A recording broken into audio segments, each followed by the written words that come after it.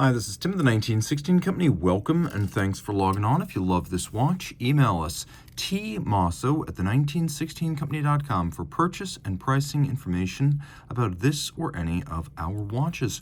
Reach out to tmosso@the1916company.com for pricing. Today we are discussing a long discontinued limited edition of 500 pieces in platinum. This is the IWC Pilot's Watch UTC Spitfire, reference 3251-09.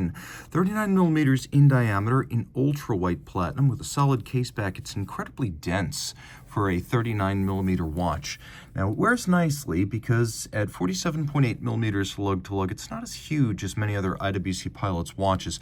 The UTC first debuted in 1998. And the Spitfire model became available, I believe, between 2003 and 2005 is when this model right here came on the market.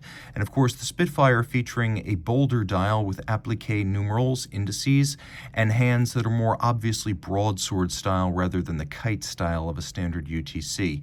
In terms of thickness, 12.4 millimeters lug-to-lug, 47.8 with a 20 millimeter spacing between the lugs, and my wrist is 16 centimeters in circumference. I could recommend it for a wrist of 15 centimeters circumference or larger. The strap features a large rectangular scale alligator leather, and then you can see its large rectangular symmetrical scale, which is a high grade cut of the animal, gloss with a dark blue, a little bit of bolstering to add volume. You can see that there is a cut and lacquered edge, a monotone stitch, calfskin on the bottom, a brand new IWC factory strap, not crimped, not gouged, and it is matched happily with a platinum buckle, which is not always the case with platinum watches, so nice to see that right there. Combination of polish and satin. And on the case, you can see that the polish is very scarce, just a little bit of a polish along the edge of the lugs. Everything else, with the exception of the crown, is brushed and satinated. Now you can see the lugs are blended Mark style, so if you're familiar with the Pilot Watch Mark series, this takes after that.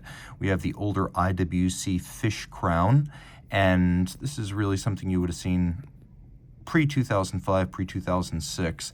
And again, this model, an older legacy holdover from the 1990s.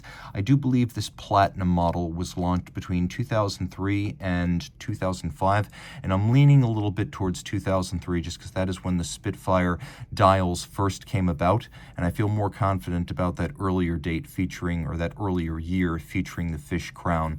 You can see that the bezel has a little bit of polish adjacent to the sapphire, which is slightly boxed and cambered.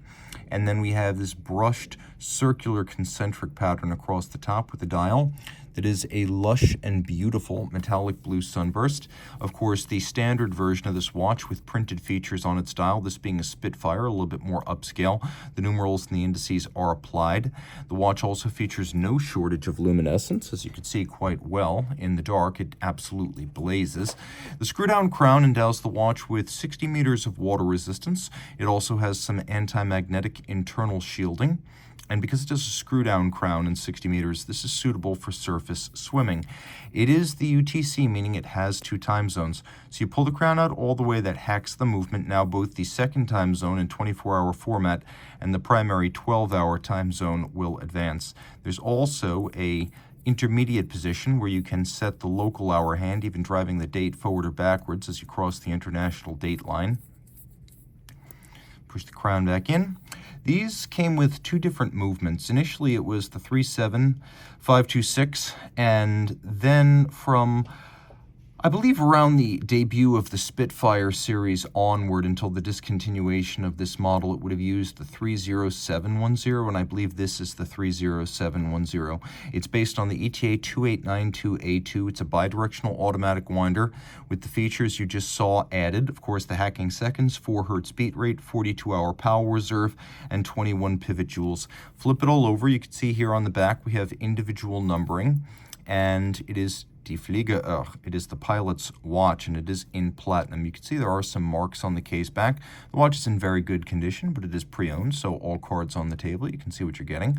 Also, take note that with the solid platinum case back, rather than, say, a $30 sapphire display, you get a much weightier and more valuable watch. And of course, you've got that lovely nostalgic old IWC fish crown prior to the Probus Scafusia logo crowns. So if you love this watch, reach out to Team Mosso at the 1916company.com for purchase and pricing details.